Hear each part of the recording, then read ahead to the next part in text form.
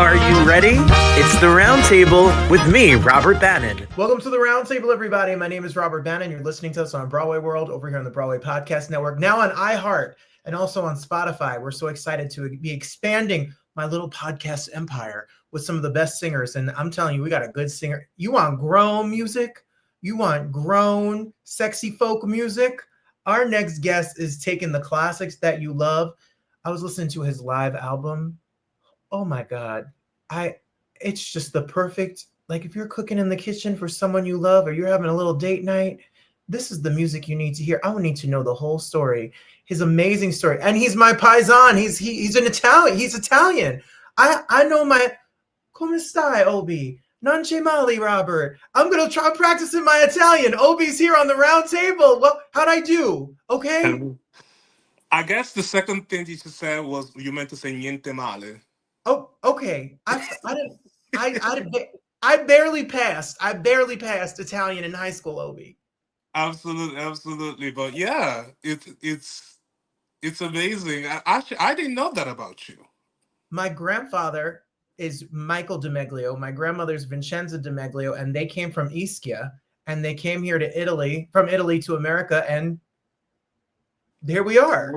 Small When world. did you? What is your journey? Where were you born? And then you ended up. You have quite the story. Yes, I was born and raised in Italy, northern Italy, outskirts of Reggio Emilia, which at the time was 2 hours train ride from Milan. But I guess things are a little bit quicker now, so you could get to Milan much faster now. But Campagnolo Emilia, did everything that people do when they grow up somewhere. Did my schooling and all that.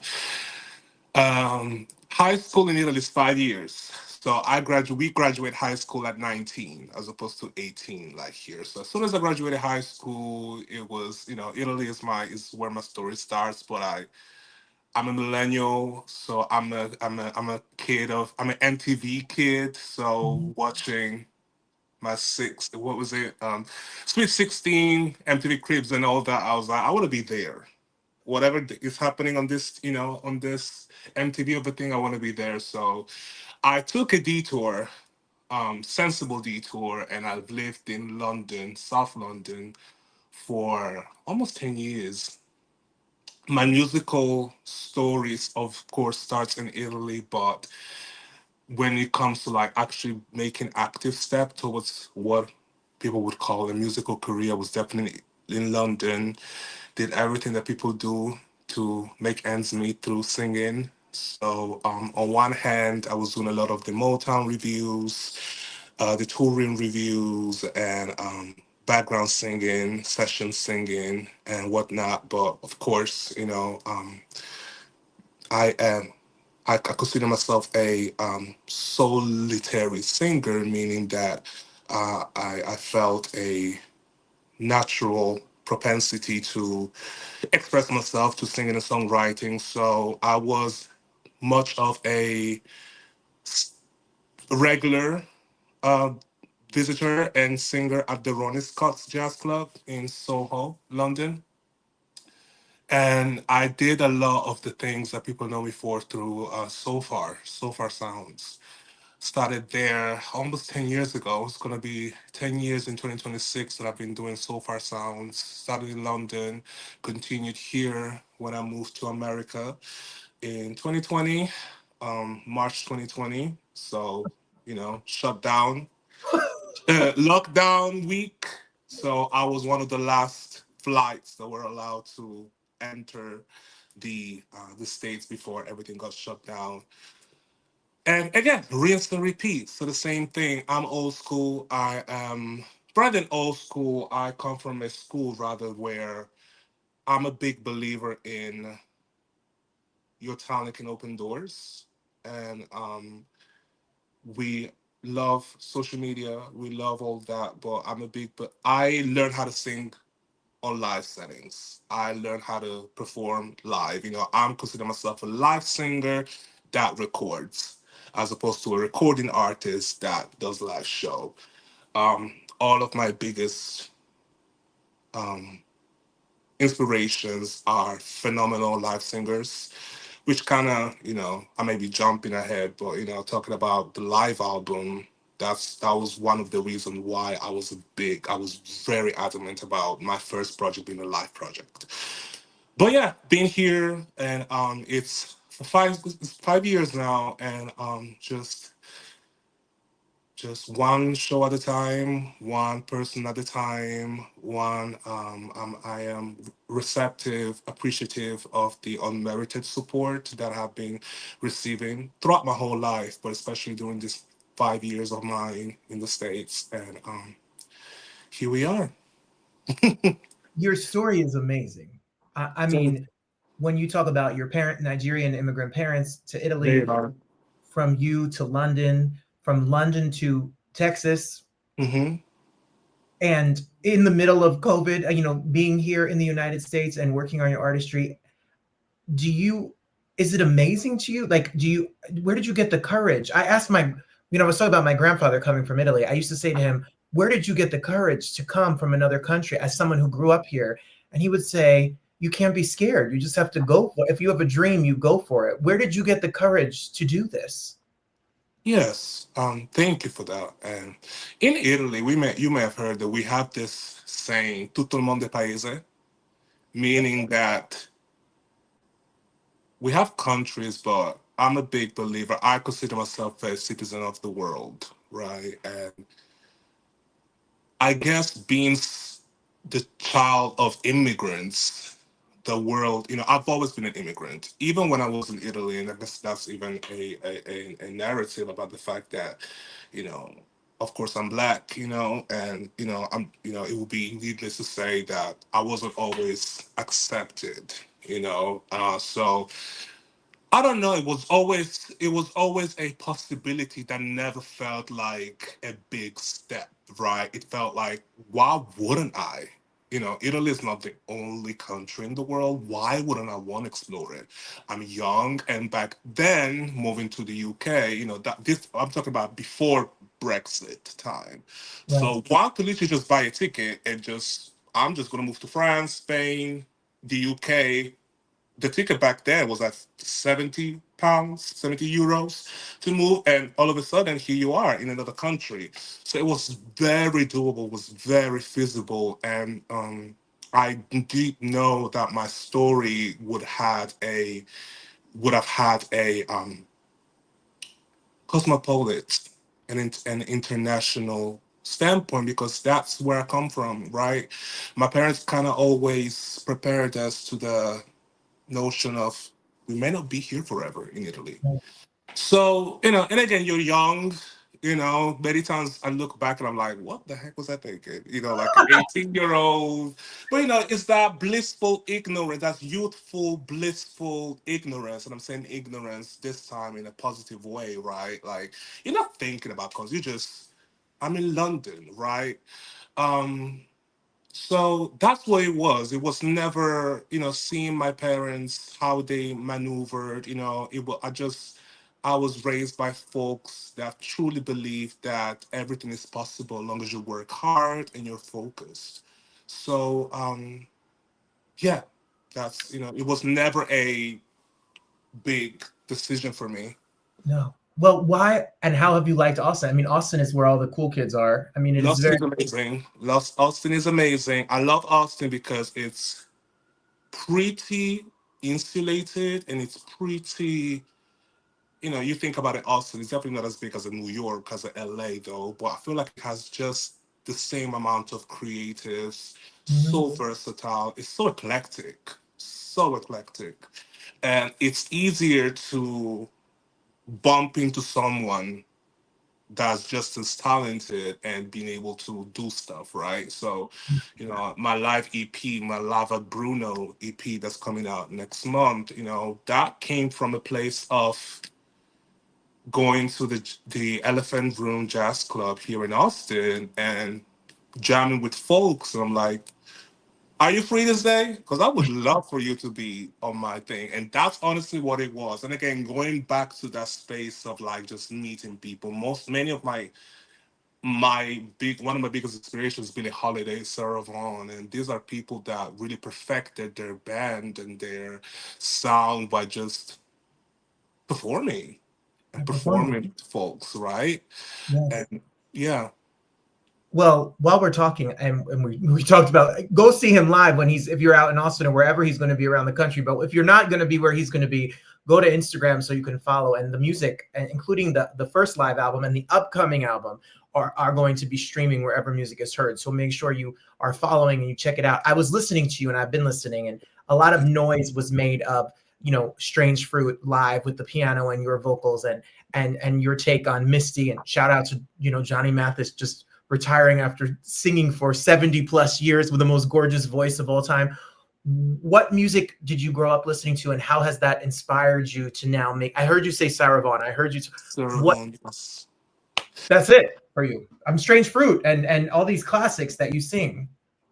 My musical taste really started from my dad. My dad is not a musician per se, but my mom was very much Celine Dion and Whitney Houston.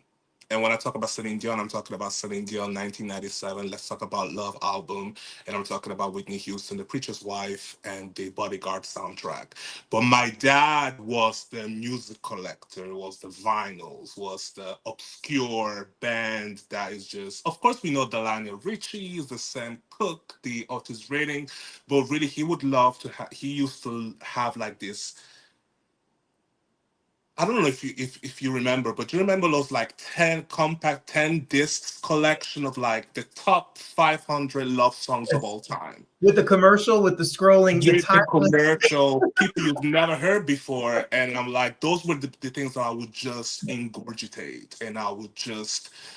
It was just beautiful. I remember he introduced me to people like Nina Simone, of course, with Strange Fruit, and so I started soul, but then believe it. I mean, this might come as a surprise, but jazz came pretty later. I wouldn't say that I started jazz, but I felt the need, the way that I was approached, the way I approach my singing, and it's always been the same, treating it like an instrument, treating it like at the same level of the band, the orchestra behind you. And once I was introduced to Sarah Vaughan, I was like, oh, somebody's been doing this for the 70 years before me. Okay, cool. I found my inspiration. It was just like, where have I been my whole life? There's the language. What I love about jazz is it takes so little to sound incredible, but it takes so little to like be like, oh, stop, please, please, please, please. You don't know what you're doing. So it's about finding that language. Jazz comes from a place of improvisation, but you have to understand the language before you can improv. So listen to people like Sarah Vaughan, Ella Fitzgerald, Thelonious Monk, Lester Young. Um, I love musicians that play their instruments as if they're singing. That's why I love Lester Young so much. But if you were to ask me my biggest inspiration, definitely Sarah Vaughan.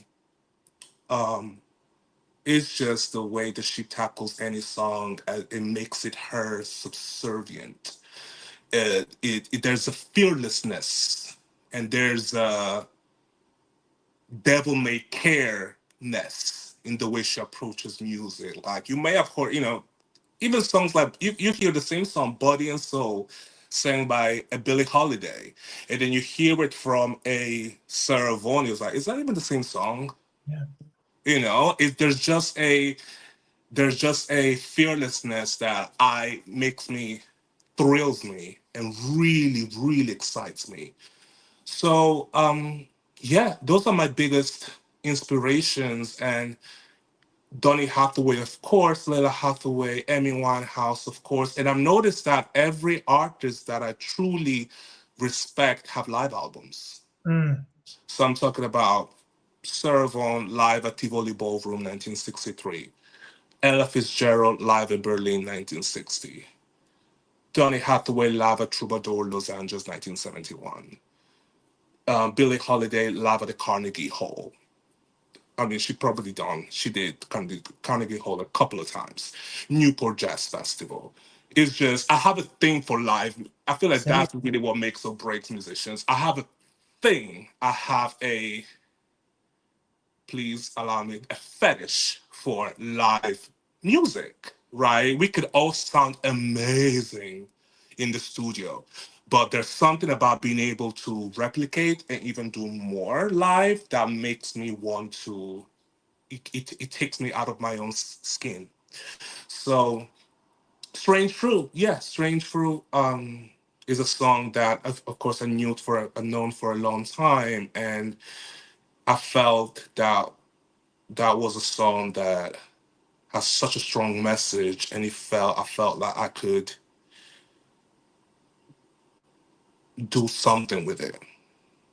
Could do something with it, and I was very, very surprised by the reception. Right, someone one time asked me, "Why would you choose Strange Fruit as your first single?" And I guess that's a testament of, if I wanted to choose a more mainstream, I could have done your classic R&B or poppy track, but I feel like Billie Holiday was Billie Holiday because she decided to sing a song like that 80 years ago when it Mhm. wasn't popular to be countercurrent. That cost her life, her career, her money, her sanity, her freedom.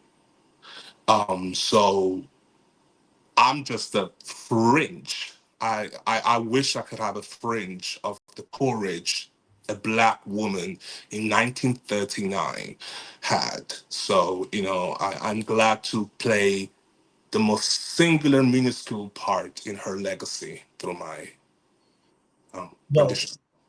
your arrangement would make her proud, and it is something.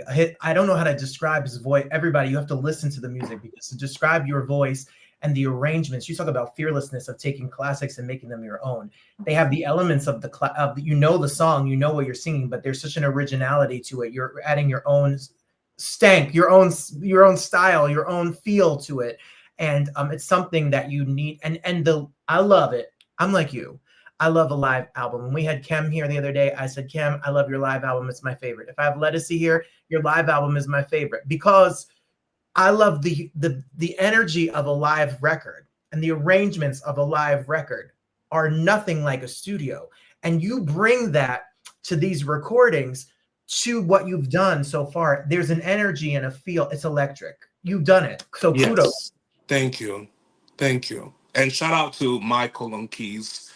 That was our second time ever doing that song. We did it quickly on the So Far Sound performance, and that was the second time we ever did it. But I think it helped because Strange Fruit is not really a song you can rehearse too much. Yeah, Otherwise, it becomes too polished, right? sure. So what is the new project, and what is on it? Are you going to give us a sneak peek? What did you tackle this time? So the live album, as you said, electric, energetic. I wanted to have something still live, but a little bit less, more intimate, acoustic. So, as I said, I've met these folks, these amazing, talented folks here in Austin, Josh on percussion, Ash on guitar, Bruno, this in the project called Lava Bruno because we were in Bruno's living room uh, on double bass.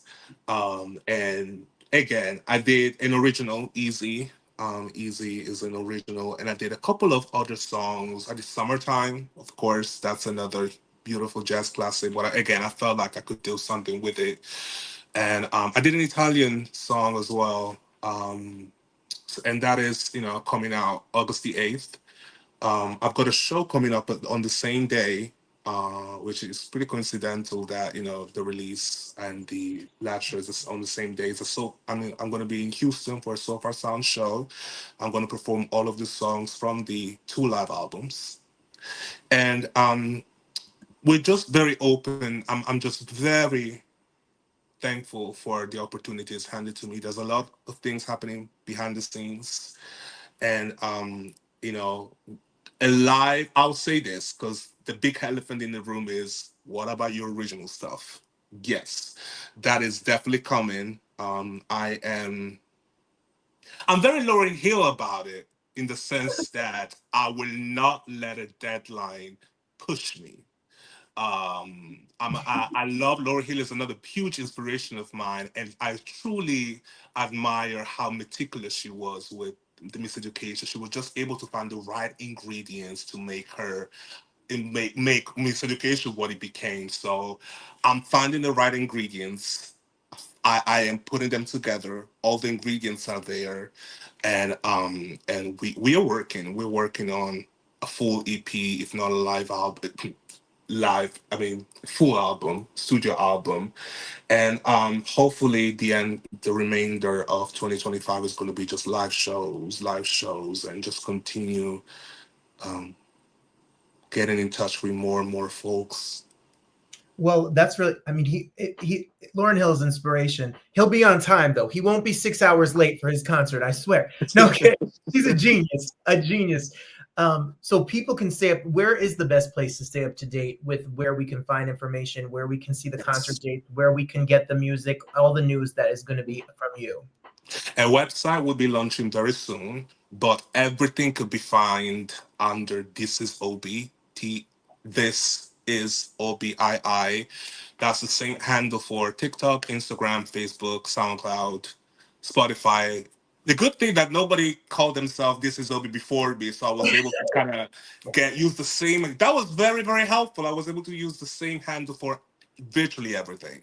So just putting This Is Obii on your Google search, all of that was going to come out. The documentary behind the scene of Live at Bruno is going to come out very soon.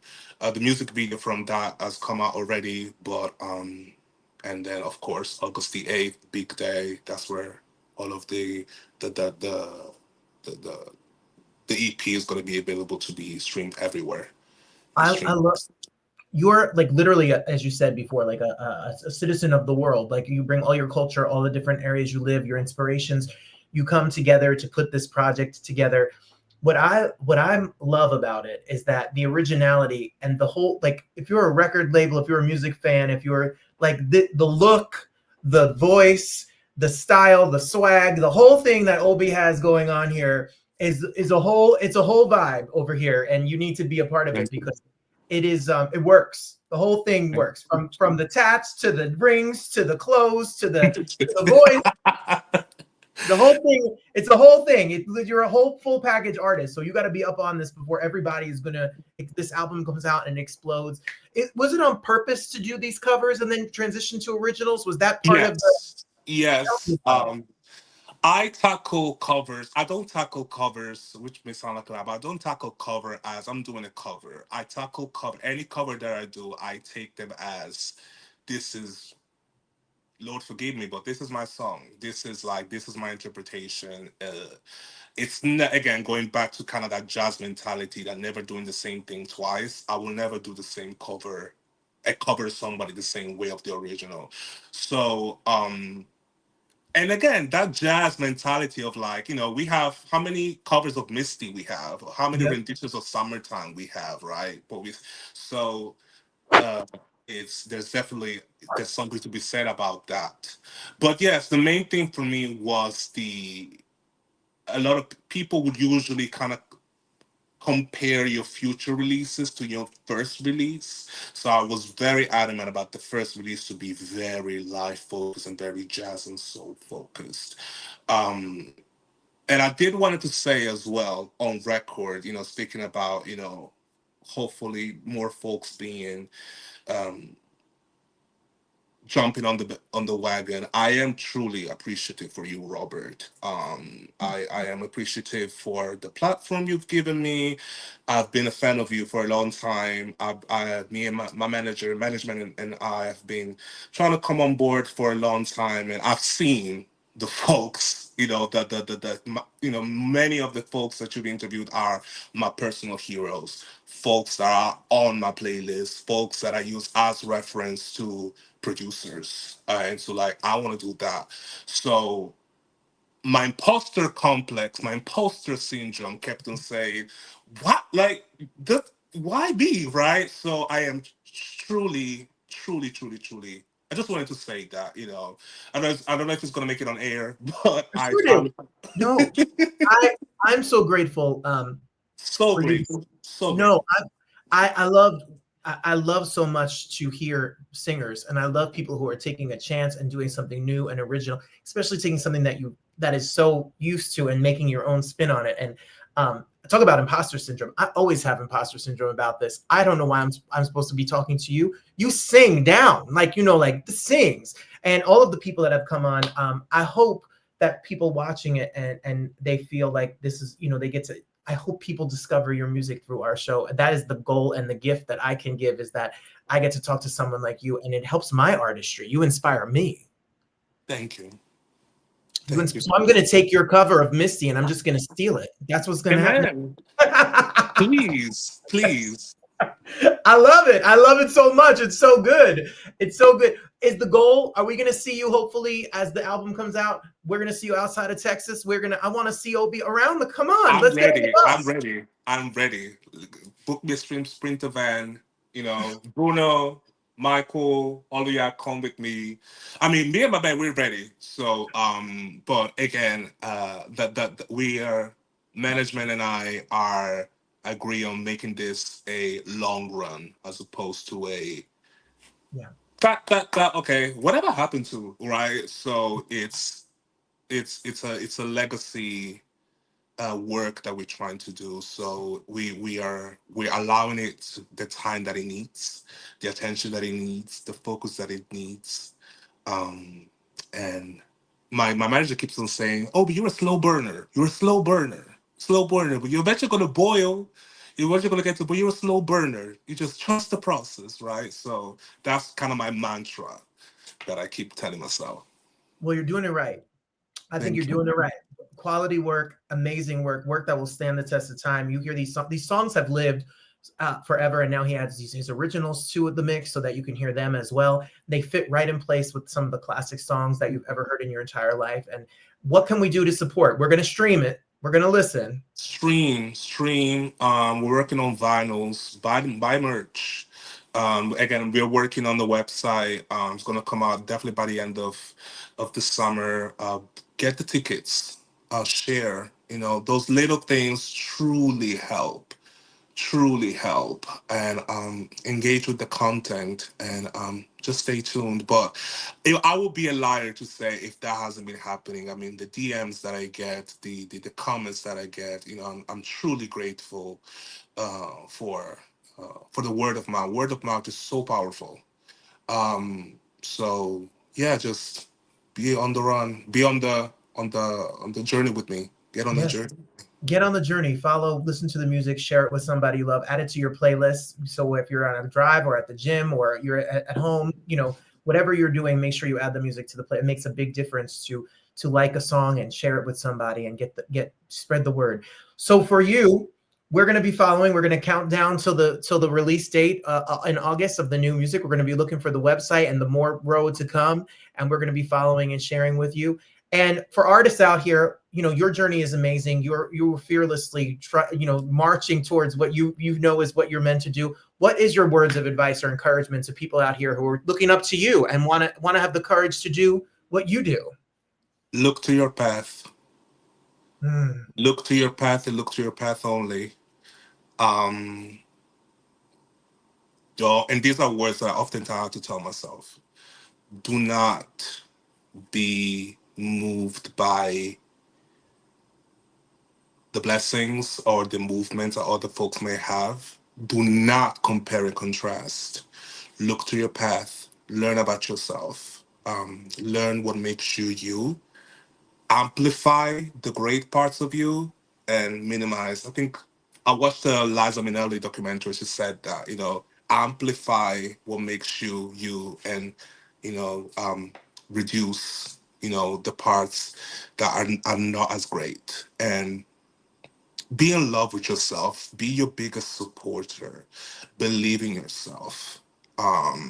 Again, many things that I'm saying now, I have to tell myself every day. But just look to your path, and winners win because they look forward. Those that don't win are because they're looking at the winner, so they get distracted. So the minute you start doing that, the minute you start looking around what other folks are doing, that's when you get lost in the sauce. So just look to your path. Look to your path. Can't get better than that. I get that's the best advice. My mother is actually, she's 70 years old, and speaking of Italy, she's taking accordion lessons virtually with somebody in Mm. Italy, because it's a dream that she's always had, and it's not too late. And if you have that, I started singing again at 33 years old after giving it up for 13 years. Like, it's never too late to Yes. chase something. Go. I'll tell you, my 20s were a competition against myself of how to Mhm. make it before the age of 25. So after 25, and as I started getting closer to 30, I it was there was a big I went through some dark times because I felt like something that I've worked for 25 years wasn't going to happen to me. So I started doing other things. I'm a PhD student as well, so that's kind of Okay. like an identity that I that's true to me. And for a long time, I thought that you can either be one thing or the other. But through a lot of therapy, you realize that two things could be true at the same time. And I remember the first time I heard that two things could be true at the same time, that I truly understood that there's trying to limit myself to try and do something by the age of 25 was so reductive. It was going to be such an insulting to Obii. I am 30 plus now, and I've gotten to the space where I don't think I would be the person you're seeing today if this interview would have happened when I was 23, 24, because I wasn't looking to my path. I didn't know who I was yet. Uh, and something can be said about, do we ever know who we truly are? But the person that is talking to you today is a person that is much more unapologetic, much more understanding of who they are, and they're able to be take it or leave it. And so far, obviously, people are taking it. So if it's happening for me, it's just that's what it got. Always goes back to that. Look to your path and don't rush destiny. You cannot compete with destiny. I love it. I'm here for it. That's inspiration for you. And the music is fire. So everybody make sure TikTok, this says IG, but wherever you listen to music, go to This Is Obii, and find Obii's music. It's streaming Correct. right now. And then August 8th, the new project is out. We'll stay up to date. I can't wait to add it to my playlist and share it. It's such an honor to talk to you. I look forward to you coming back when you're on tour, when the next album comes back. Absolutely. My show is your show. When you become, too famous to come on my show, that's okay. We'll hit you up for free tickets. That's fine. That's okay. We get it. And we're so excited and grateful you spent some time with us. Thank you for sharing your story and the music. Thank you so much. Thank you, Robert.